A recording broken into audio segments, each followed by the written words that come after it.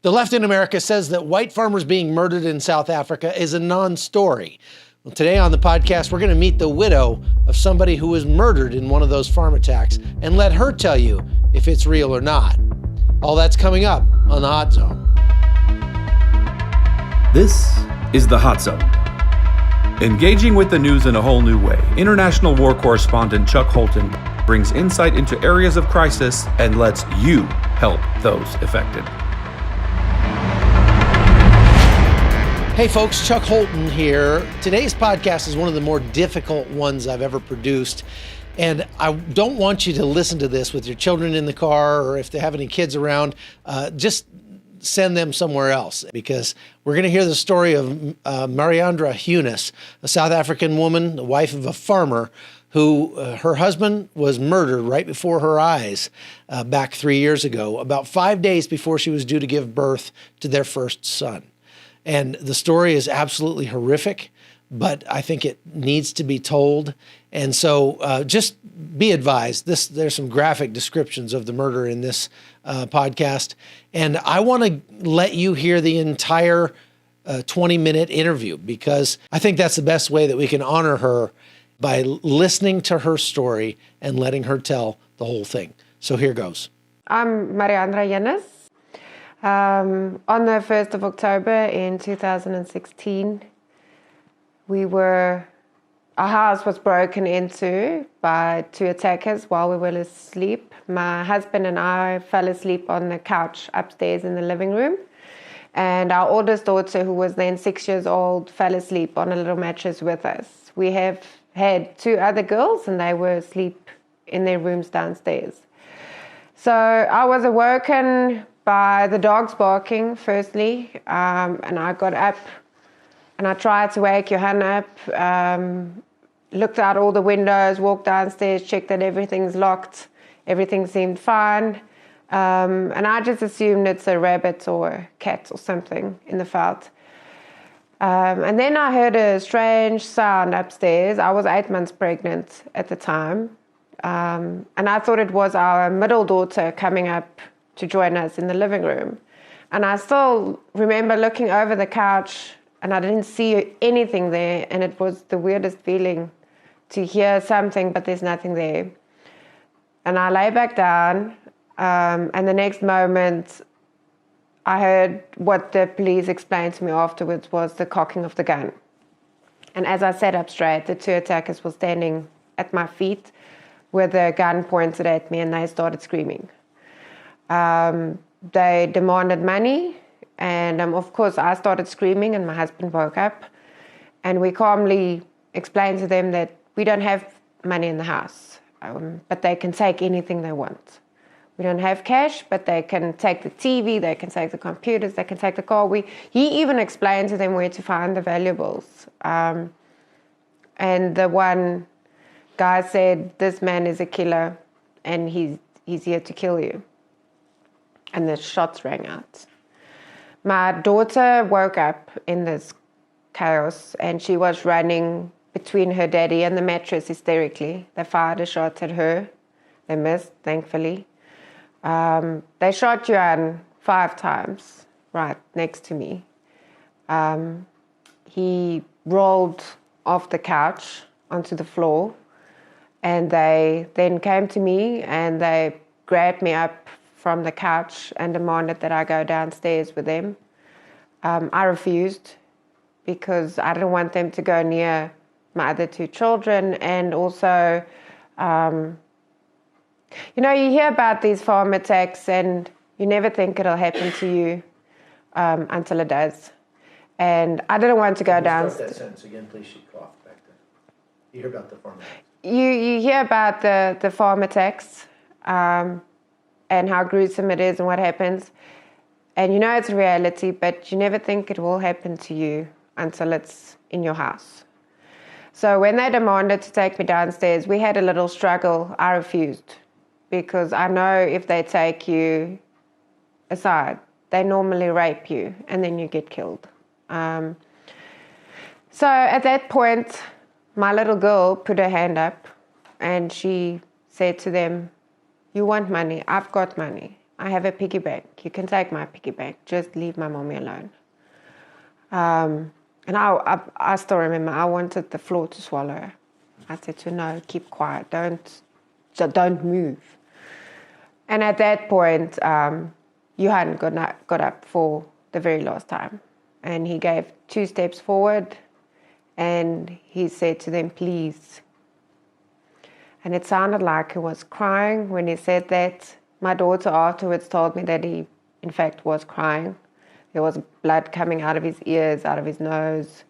And the one attacker said, just kill him, brother. Just kill him. He still waved his hand like this. Both me and my daughter screamed and pleaded and asked them, please don't. To no avail. They pointed the gun at his forehead and shot him, execution style. So he was shot 6 times right in front of us. He fell forward on his face at my feet. They then stormed me again and they put the gun to my head and they asked me where the other children are. And I said to them, please, just leave. You've done enough. You've done enough. And without a word, they turned around, casually walked down the stairs, unlocked the front door, and left. They only took our phones, so I couldn't phone for help. So in those next moments, I couldn't phone for help. So I considered running to the neighbors, which is too far, and it's in the middle of the night, and I was heavily pregnant with the 3 little girls. It just seemed too dangerous. So then I realized I had to make sure if Johan is dead, because I couldn't feel breathing, but I wasn't sure. And as I turned him on his back, I saw the head wound and his eyes, and that's where I had to decide to leave him alone there and get the kids to safety. So we got in the car and we sped off to the nearest fuel station, which is 10 minutes away, where we found the police and the ambulance for what it's worth.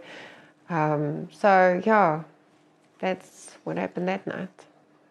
Did they ever catch the killers? No. Can you put it in a sentence, please? Yes, they caught the one attacker, the one that gave the instructions. The court case is ongoing. I testified against him in December, and they postponed the case. So I don't know where it's going or when it'll resume. But the shooter, the police said to me, there's no leads. There's no leads. So, no. I still have no idea how they targeted our family. I've put quite a lot of research into the farm attacks after it happened, and still there's no indication as how they decide who's next, which is a big thing for, as part of creating this awareness, is that we don't know who's next. You don't know. You can have the security in place. We had electric fences, we had burglar bars, we had big dogs. They also, this is their profession, so they do their homework, so we don't know. What happened to your dogs? They weren't harmed in any way. I still, to this day, can't understand how they got past them. I don't know. Okay. How has your family dealt with this in the 2 years, 3 years since it happened? Well, it's a total destruction. There was nothing left after that happened. We were left with, that morning as I drove out the gates, he was our everything. He was our everything. And I had to leave him there between blood and police tape. I had to plan a funeral. I didn't know how to plan a funeral. I didn't know where to start. I didn't want to have a funeral. I said no. I have to give birth to this little boy, our first son, 5 days after the funeral. So that's basically where our new life started after AJ was born. That's where I decided I'm not giving up. I wanted to. I really didn't want to face this everything alone. But when he was born, as they pushed him out the theatre, I was ready. I said, I'm done. I've done what I had to do. He's safe. He's here. And as they pushed him out, I realized he's so alone. He's so tiny, and he's alone. And that's where I decided I will not give up. I will get back up. I will give my children hope. I will give them the life they deserve. They will not be affected by this forever. Unfortunately, my oldest daughter is diagnosed with severe PTSD. She was on antidepressants. We see a traumatologist frequently. 2 years down the line, she is starting to heal. She has forgiven them, which is huge. It's huge. And I said to her, do you know what that means? And she says, yes, it won't change anything. And from there, she started healing. So I learn from my children more than where I'm trying to be this beacon of hope for them. Because in their innocence, and also the four of them, they each have a different way of dealing with this. They have a different way of dealing with the loss and the trauma. For Mika, the oldest one, the trauma is the biggest monster because she hasn't dealt with her grief because of the trauma. Our middle daughter, she has grieved intensely, but the trauma caught up with her now, 2 years later. And she deals with it aggressively. So she has this aggression. She's angry at them. She's angry at Daddy. She's angry at me. We could have done more. Why didn't we lie to them and say to them, we have money? The youngest, she was 2 when it happened. And I actually thought she'll be pretty much unaffected by it because she was so small.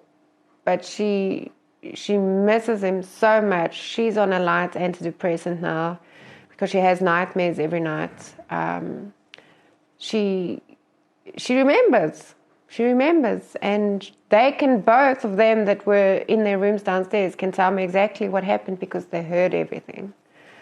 And then, of course, little AJ, he doesn't know our life now to be any different. So I think he's the one most untouched by it, although he also has signs, he also has triggers, loud noises, screaming, clapping sounds.